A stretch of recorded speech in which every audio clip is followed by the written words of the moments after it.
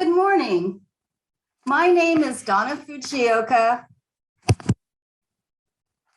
and on behalf of Pastor Teresa Ninán Soto, worship producer Vincent Rains, and others on the worship team, we welcome you to worship service with the First Unitarian Church of Oakland.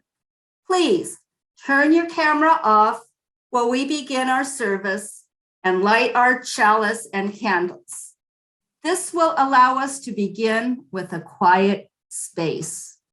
We will turn on our cameras to greet each other later in the service. Please note that we are recording this service, so if you don't want to be in the recording, please keep your camera turned off. And for best viewing experience, we recommend that you make certain you have the up-to-date version of the Zoom app on your computer.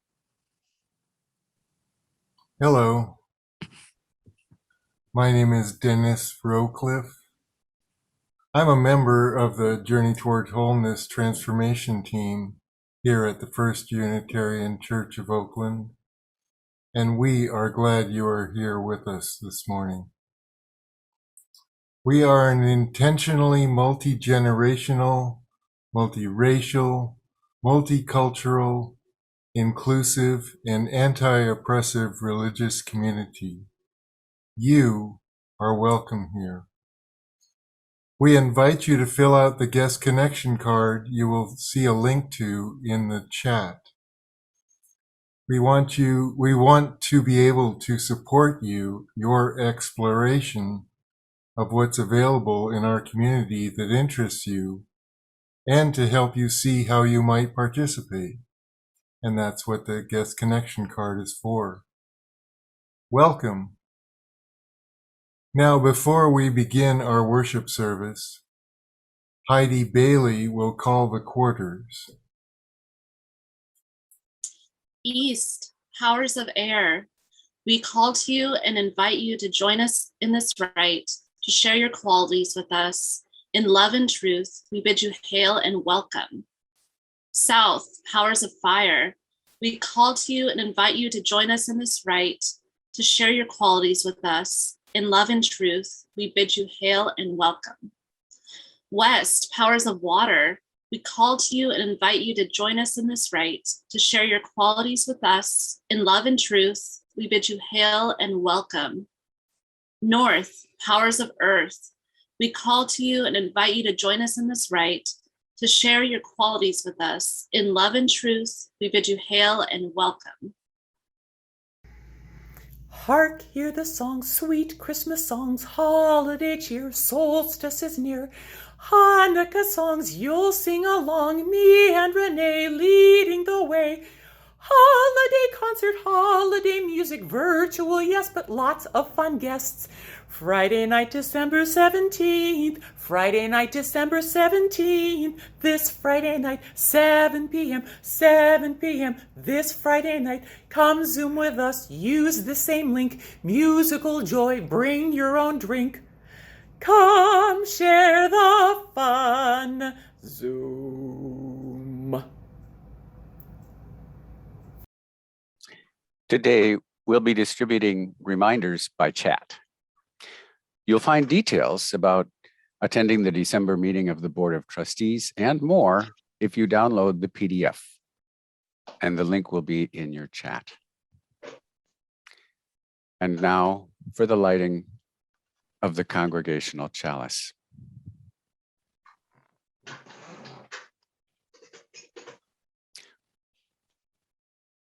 We light this chalice, symbol of Unitarian Universalism. May it remind us of the divine spark in all creation, the power of love to heal what is broken, and to be grateful for life's blessings each day.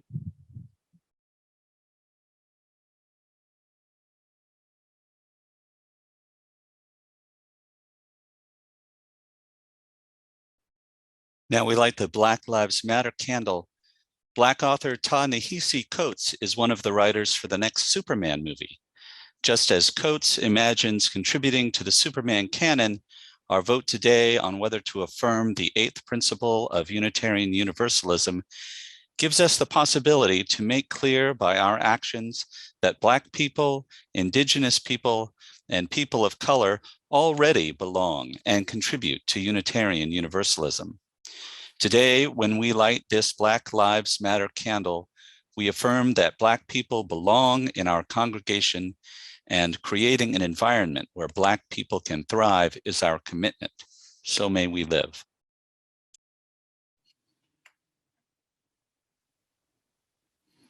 Good morning, everyone. I'm AJ Andrews, artist and librarian in the community, and today I'll be lighting the peace candle with words from white writer Elizabeth Gilbert. Quote, "We don't realize that somewhere within us all, there does exist a supreme self who is eternally at peace. So may we live." And next up, we have Hold Up the Light by the Crescendo Choir.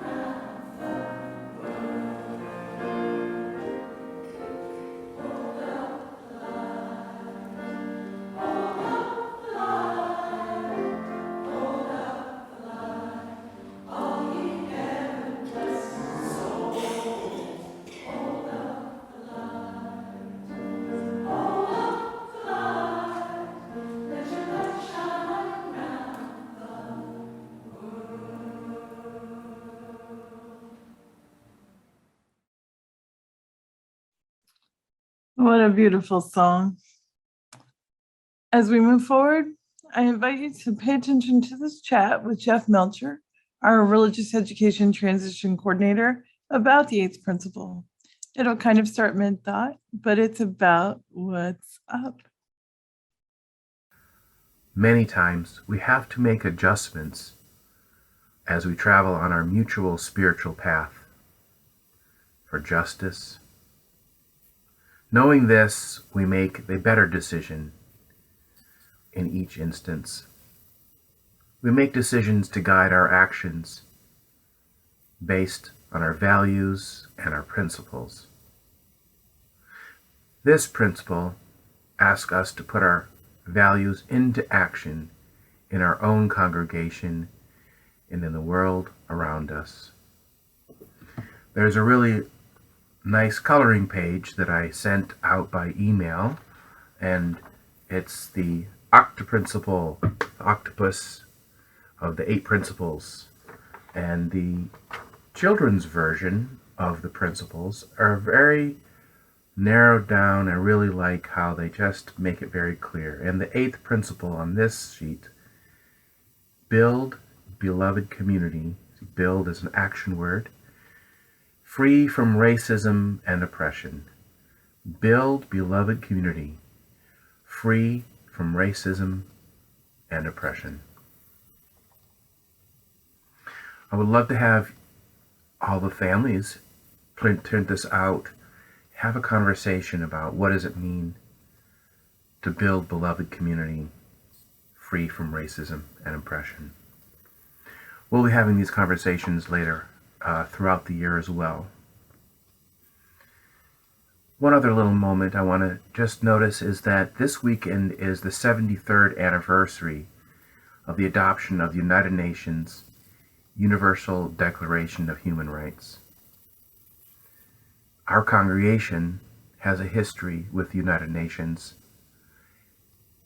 The charter was signed in the Star King room of our own building. If you don't know that history,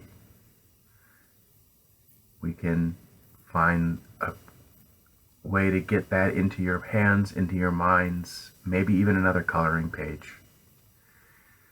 So in closing, I invite you to all consider how the 8th principle might help you individually and us as a congregation to make that next better step, make the adjustment to building beloved community.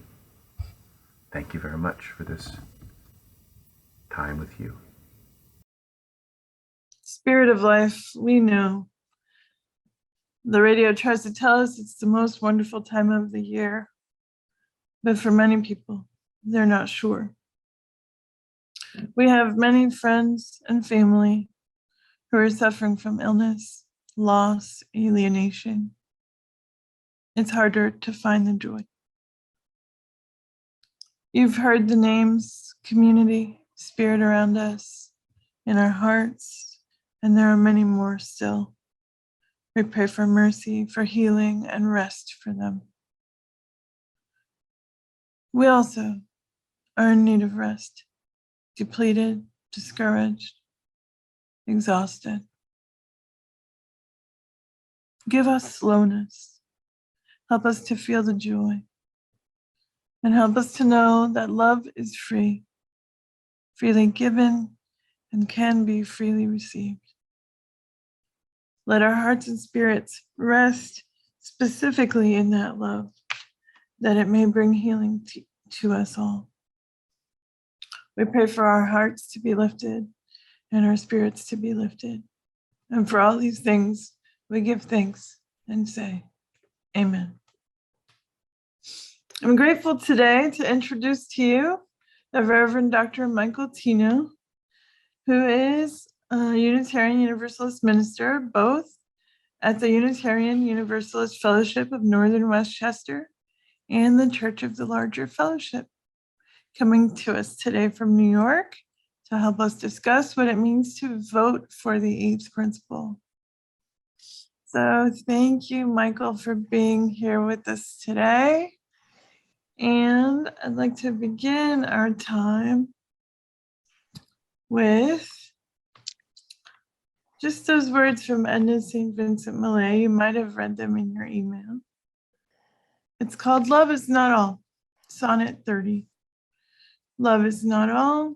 It is not meat nor drink, nor slumber, nor a roof against the rain, nor yet a floating spar to men that sink and rise and sink and rise and sink again. Love cannot fill the thickened lung with breath, nor clean the blood, nor set the fractured bone. Yet many a man is making friends with death, even as I speak, for a lack of love alone.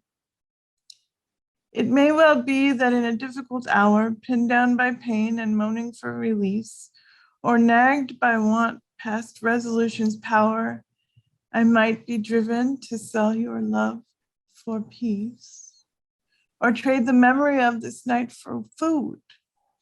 It may well be. I do not think I would. Reverend Michael, thank you again for being with us. Thank you so much for having me.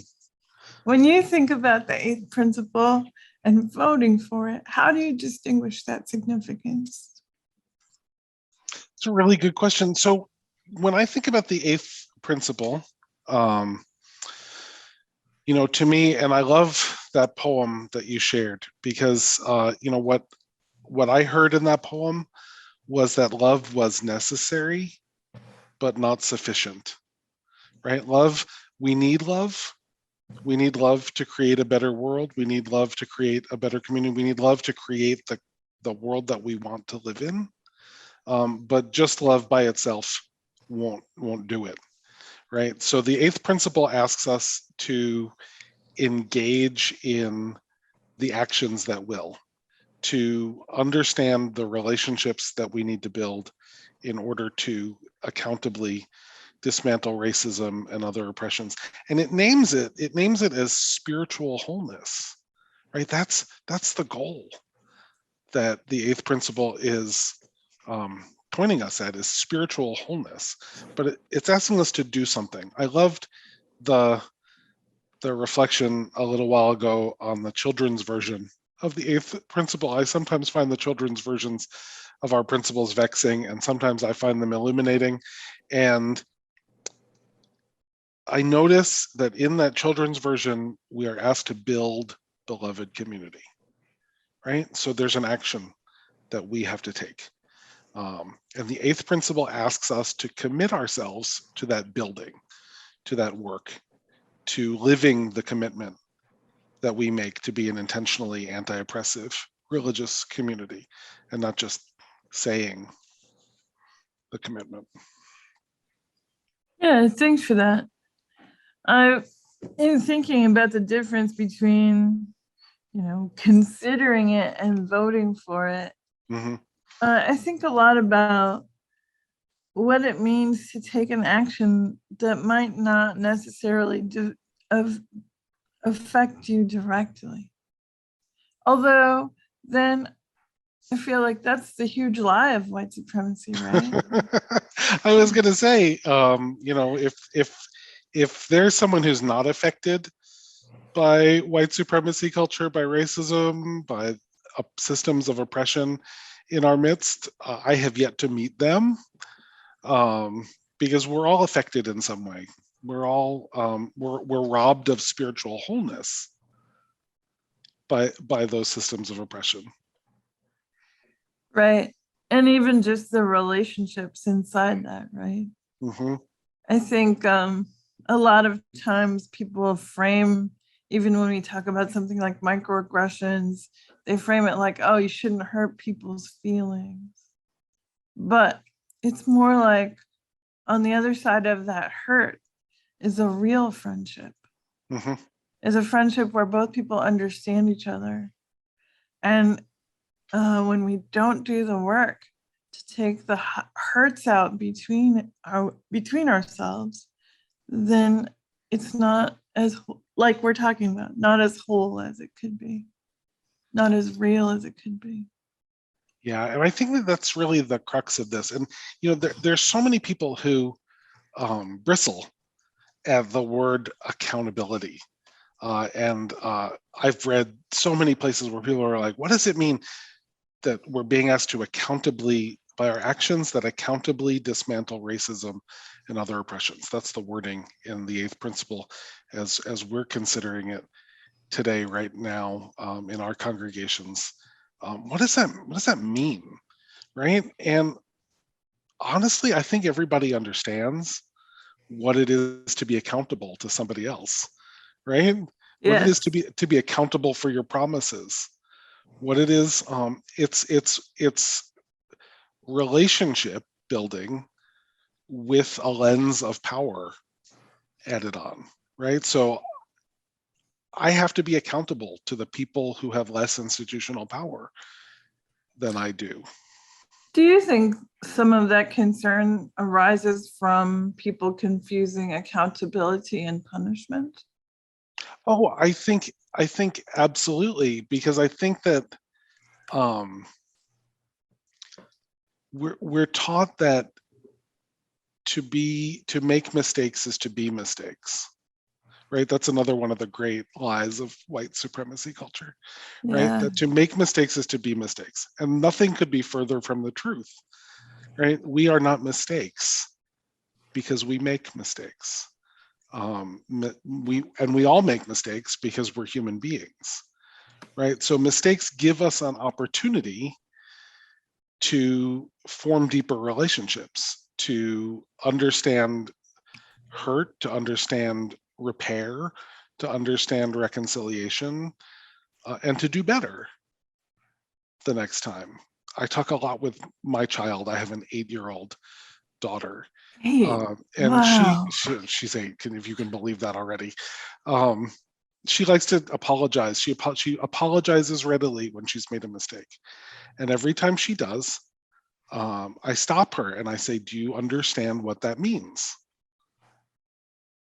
And we go through this whole thing. And at this point now, she's at the point where she rolls her eyes at me and recites, But I say, when you apologize, you're not only saying, "I understand I did something wrong," but you're committing yourself to repairing that, and you're making a commitment to do your best not to do that wrong again. You're like, okay, we're all human beings, and especially the 8-year-old is not going to always get it right, but I don't either. We commit ourselves to doing our best, which means we have to learn, which means we have to change, right? So if we're not going to do something again, we have to change ourselves, and it's a beautiful thing. Right? It's our faith calls us to change ourselves, which is wonderful. I tend to think of my spiritual practice in part including a strong element of suspending disbelief, right? And working with what's in front of me. Like, I don't have to disbelieve what hasn't happened yet. I just don't have to, I can just be in suspense. So when I think about how we're putting the pieces together and how it's possible for us as a movement to lead with the idea, right, that something else besides inequity, besides pain, besides human degradation, besides us not talking about it because it's too strong a subject, that we're gonna just say it. And then That something else is possible. Yeah. I think we like to say that something else is possible, right? We like to sing about it. We're building a new way, la, la, la, right? Yeah. But the rubber meets the road in making the something else that is possible reality, right? Yeah, that's really good. Like we love to say, "Oh, we're building this new world," la, la, la. Yeah. But just saying this is the world we envision is necessary. Again, love is necessary, but it's not sufficient to get there. Just envisioning the world and articulating what it looks like, we need to do that. But we also need to do the work that it takes to get there. And that work is not going to be easy, and we're going to make mistakes along the way. But one of the things that to me the 8th principle calls us to do, and one of the reasons I'm so honored to be with you as you consider voting on this principle, is that a vote for the 8th principle is a vote to commit yourself to doing, and not just lovely words. By our actions, that accountably dismantle racism is what, and other oppressions, is what that principle says, right? So it's committing yourself to action if you vote for this. Yeah, I feel that. There's also this, like, I guess I want to talk about disbelief for another second. Oh, please do. Little thing that I imagine in the behind people just being like, it's not going to work. It's not going to work. And disbelieving that, not even just the actual principle, the actual commitment, but disbelieving the actions. And it reminds me of that story of the guy who says to his friend, I'm a ghost. And the friend says, you're not a ghost. And he says, yeah, I'm a ghost. I don't know what happened, but I'm a ghost. And he goes, look, I'm gonna prick you and with a needle, and if you're a ghost, you're not gonna bleed. And the guy goes, okay, here's my finger. And they do the thing, and the guy's finger bleeds. First guy says, what do you know? Ghosts actually bleed. Right? Like, no, if you change the possibility to no possibility, then yeah, you can disbelieve it free and fair. Well, and part of what I say is maybe it won't work. But you know what's definitely not going to work? Tell me. Like, what is definitely not going to work is not doing Nothing. the action. What's definitely not going to work is not building the relationship. What's definitely not going to work is not trying to understand accountability. Like, Right. that's definitely not going to work. All So right, if not we're stuck asking for- between definitely not going to work and maybe not going to work, I'm going to pick maybe not going to work. Maybe not gonna work. Maybe. I also think there's so much that we're at choice about in building the new world, right? So when we talk about accountably, and people are like, what if it's terrible? There's almost nowhere you can go in American culture where you don't have options and features. Like, if you need to understand accountability in a way that you can definitely deliver, then ask for that. Right? If you can say, this is how I can be accountable. I can stay in conversation. I can find a coach. I can, talk to someone who knows me and cares. Sometimes when people make mistakes around racism and they just keep augmenting them, like a public figure, let's say it's like Joe Rogan or somebody, and he's very certain about something that I'm like, well, that's not really true. I always wonder, doesn't anyone want to tell him, like, hey, Joe, you could be better. This could be different. So I always hope that there's somebody who will say that to me. If someone is saying that, he maybe isn't listening, right? So part of what we have to commit ourselves to is not only saying that to one another, but actually listening when we hear it from someone, right? If someone says to me, I think you can do better, it's not wagging their finger at me and punishing me. It's an invitation to get closer to spiritual wholeness. It's an invitation into deeper relationship. Like, that's like if someone says to me, I think you can do better, like, they're investing in me. Yeah. That's profound. That, and I think we can ask each other for that with clarity and support, right? And not have it be frightening. That's my big hope around our practice with it. Well, thank you so much for chatting with me about this. I really appreciate you being here today. You're welcome. As I said, I'm really honored to be here with this community as you take this vote and as you move forward, and what you decide whether this is a commitment that you all want to make as an institution and as individuals. Thank you. And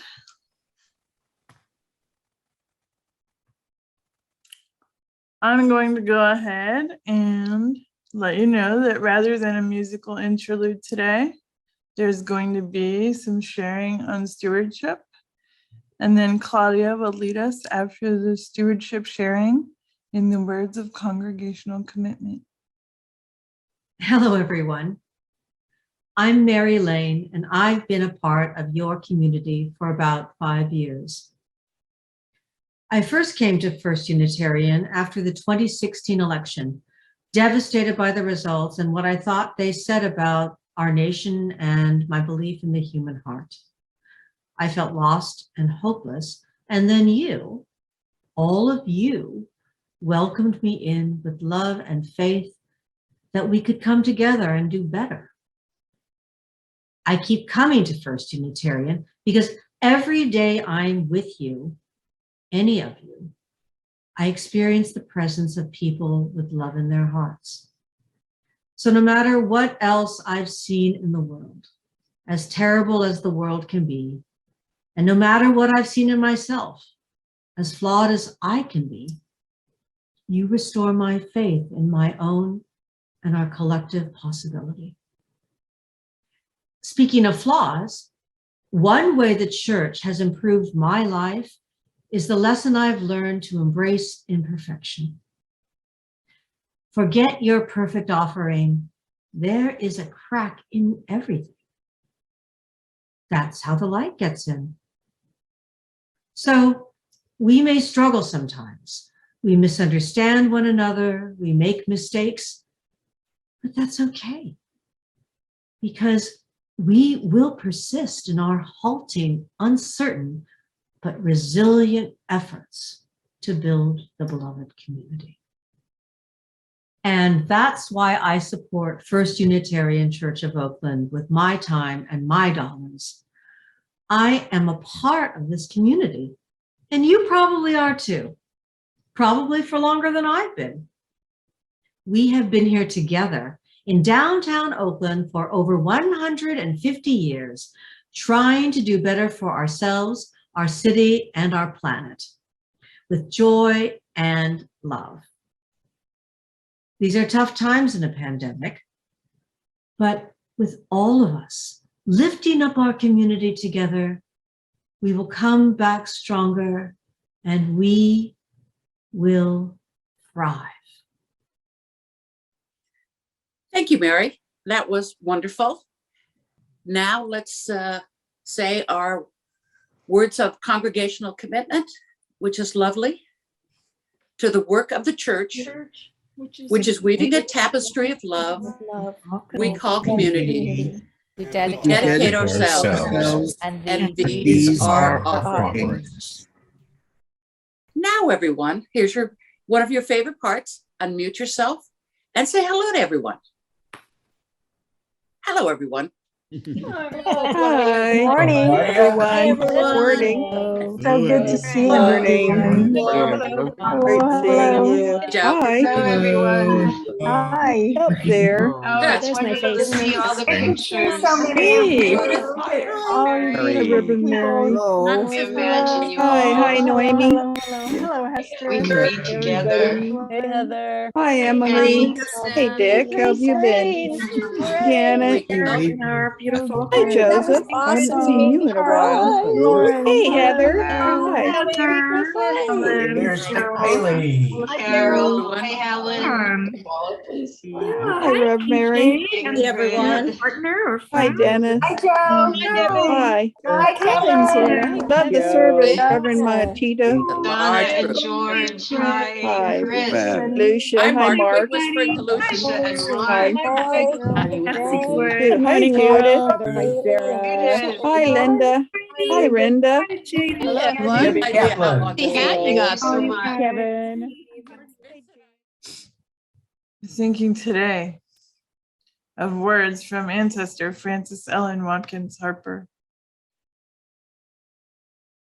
She was an abolitionist from Philadelphia. She died there in 1925. And her words were these: I hear that you've had trouble. that there has been jail and punishment. Let me know if I can help. I will do whatever I can for our freedom. In this moment, congregation, I call the Spirit in your heart to say yes or say no with all of your conscience. And either way, hold close that your choice will be part of the light on the way to freedom. For all these things, I give thanks and say, Amen.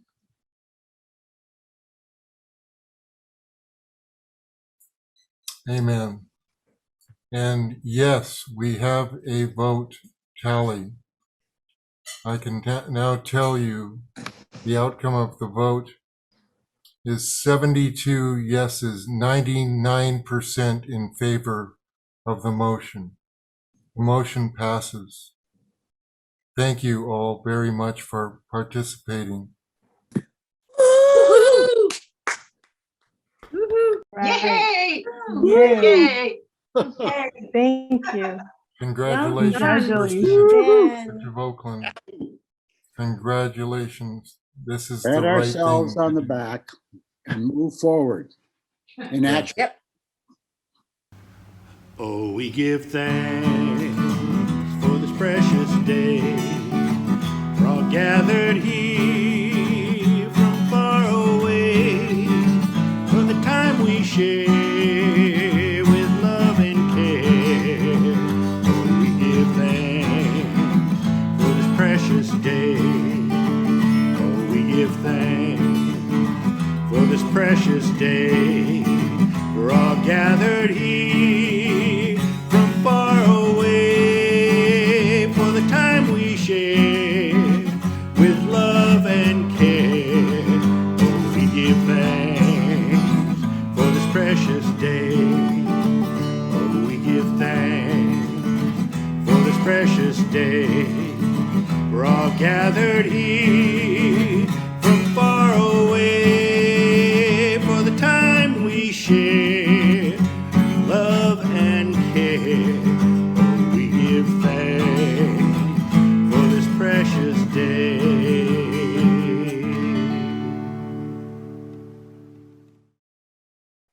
Congratulations, congregation, on your choice today. I leave you with a word of benediction, which will follow with Heidi Bailey releasing the quarters, and then words for leaving. Here in this community, you are seen, you are known, you are called by your name, and you are called to remain firm in your choice, in your decision, and in your action. Called to remain firm in the face of oppression and injustice.